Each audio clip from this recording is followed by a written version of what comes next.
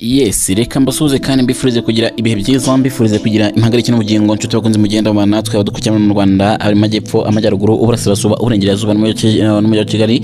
Mwese nshuti bakunze mukurikira Trend Nova TV, ndaba asuhuje kandi kabisa mbifuriza kugira impagarike n'ubugingo kabisa. Mbafitiye amakuru menshi, mbafitiye amakuru yanditswe mu bitangazamakuru bitandukanye, ariko yose ni mu gihe gito cyane kugira ngo nzi tuyavuge. Ndaza kukubwira ko tuvugana umuyobozi mu karere avugwaho kunyereza miliyoni 78 z'amafaranga y'u Rwanda ya AS Muhanga, murumva ko hangari mu karere ka Muhanga. Ndaza kubwira ko ubu tuvugana se wa Turahirwa Moses yageze gutya aramwigarama kare karavuga ati kare kana muri nawe. Ndaza kujya muri Kivu Amajyepfo mubwire ko imirwano ikaze yahuje M23 ndetse na Wazalendo mu gace ka Kabamba. Iyo ndaza kubwira ukuntu byifashe wagwana. Ndaza no kubwira kandi ubu tuvugana muri Zimbabwe nyirinzu yishe umupangayi bapfuye amafaranga yo gukodesha. Ngayo nguko ayo niyo makuru tugiye kuvugaho mu gihe gito cyane. Nababwiye ngo niba turakanda subscribe ndetse kandi ukaba turakanda follow kuri Instagram, kuri X yacu no twitwa Trend Nova TV, menya ko wasigaye inyuma, rwose nyemerera ugende uhagere ukande follow kuri X, ukande subscribe kuri YouTube, ubundi tujye tubona amakuru tubagezaho neza cyane kabisa. Reka twihutire tugende tubabwire ko ubu tuvugana umuyobozi wo mu karere ka Muhanga aravugwaho nyine kunyereza miliyoni 78 y'amafaranga ya AS Muhanga. Abafana ba equipe ya AS Muhanga ndetse baratunga agatoki Mugabo Gilbert, umuyobozi wungirije ushinzwe imbereho myiza y'abaturage mu karere ka Muhanga, bamushinja kunyereza amafaranga arenga miliyoni 78 z'amafaranga y'u Rwanda yagombaga gufasha equipe. Abakunzi b'equipe kandi batifuje ko imyirondoro yabo ndetse itangaza bagitangazamakuru umuziki ndetse nabwiza ko ndetse twakuye inkuru ko ayo mafaranga yabuze mu bihe bitandukanye, harimo miliyoni 74 ndetse visi meya w'umugabo ndetse ngo atigeze agaragaza aho yarengeye. Abafana kandi bashimangira ko ngo hari n'andi mafaranga arenga miliyoni 4 ngo yoherejwe kuri konti nyine ya mobile money yiwe. Hanyuma uyu mugabo nyine bikekwa ko ngo yayakoresheje mu nyungu ze bwite ndetse atabanje no kubimenyesha komite iyobora AS Muhanga. Umwe muri bo yavuze ati ibi tuvuga biri muri raporo ubuyobozi bufite kuko nta bangari birimo. Abavuga kandi bamwe mu bayobozi batunguwe no kumenya ko amafaranga y'ikipe nyine yanyuzwa kuri telefone ya visi meya Mugabo ndetse bikaba byaratumye hifashishwa undi muntu bivuga ko ari umugore utazwi niyo komite. Ku ruhande kandi Mugabo Gilbert cyangwa Gilbert ndetse hakanye ibyo ashinzwe avuga ati ibi bivugwa ntabwo ari byo.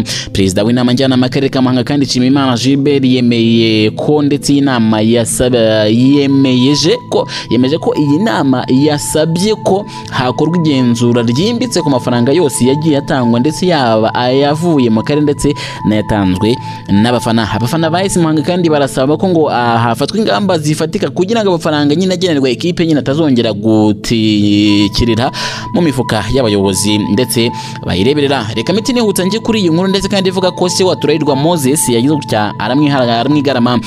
Umubyeyi wa Turahirwa Moses Nsabimana Aniseti yatangaje ko yamaze amezi anafunze ariko ngo atigeze ahohoterwa nk'uko nyine umuhungu we yabitangaje, aho yavuze ko nyine ibyakozwe n'uyu muhungu we nyine yabitewe n'ibiyobyabwenge byatumye nyine ibagirwa ineza yagiriwe.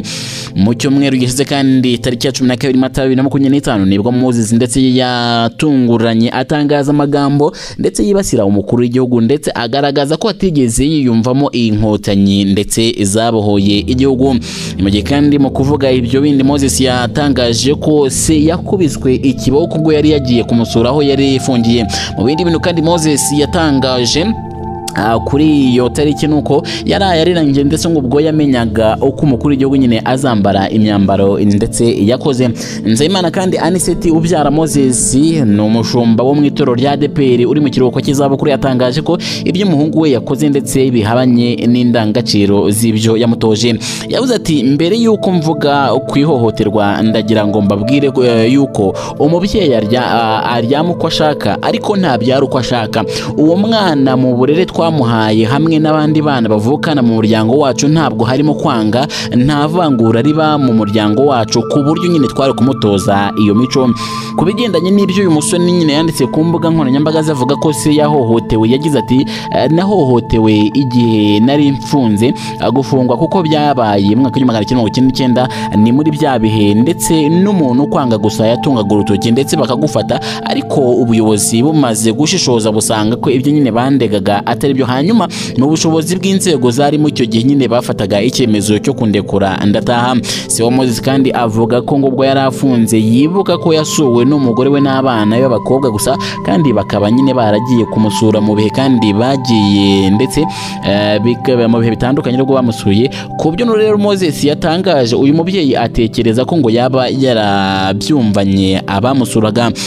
Nimuje kandi yavuze ko Moses yatangaje yuko nyine yahohotewe n'inkotanyi bakamukubita ikiboko, ndetse yaje kunsura ati byo bitabayeho. Hanyuma reka iyi nkuru tuyiveho, ahubwo twigire kuri iyi nzu nabonye ngo umupangayi ndetse na nyirinzu habaye ikintu cyo bita kurugowe kwicana.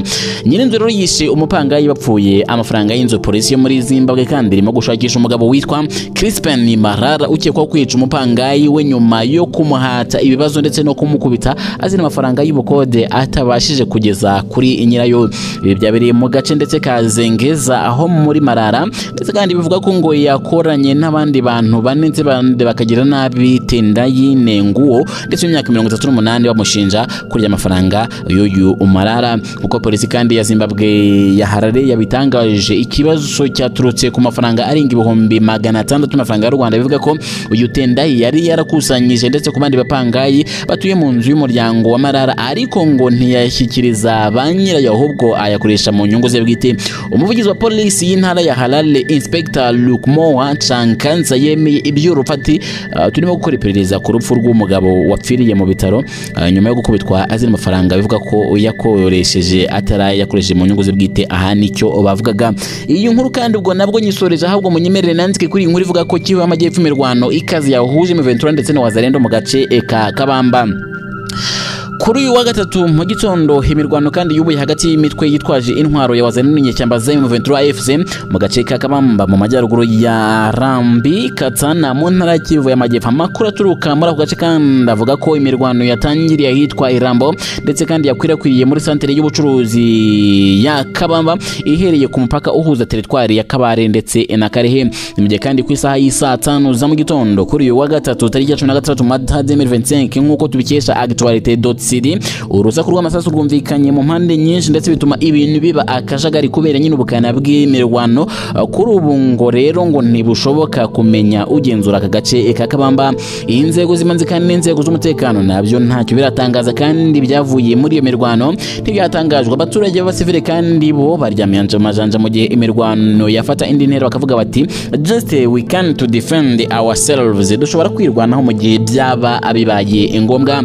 Ibyo bikomeje kuba kandi mu gihe n'ubundi imirwano ikomeje gusakiranya igisirikare cya FARDC ndetse n'igisirikare cya M23. Abo tuvugana igisirikare cya M23 abo tuvugana cyanze kuva kwizima kiravuga ati twebwe ntabwo tuzigera twicana na Tshisekedi ku meza amwe. Mu gihe kandi nyakubahwa Perezida Felix Antoine Tshisekedi Chilombo nawe ngo akomeje gushaka uburyo bwose ngo yakora ibishoboka byose kugira ngo abe yakura igisirikare cya M23 mu mujyi wa Goma. Nko ku munsi yashize ejo bundi habaye igitero mu mujyi wa Goma mu buryo butunguranye. Ni igitero cyagaragayemo abantu batatu, cyagaragayemo Sadek, kigaragaramo M23 ndetse kinagaragaramo FARDC. Kuri inshuro kandi M23 yakomeje inshinja Sadek ndetse na FARDC kuba bagira uruhare muri gitero, ariko butuvugana ku ruhande rwa leta ya Kongo ejo bundi biciye mu muvugizi w'igisirikare ejo bundi yatangaje ko ubu tuvugana ngo ntaho bahuriye n'igitero cyagaragaye mu mujyi wa Goma. Si ibyo gusa kandi kuko na Sadek ubu tuvugana nawe yamaze kuba yasohora itangazo igaragaza ko ntayihuriye n'iki gitero cyabaye muri Goma.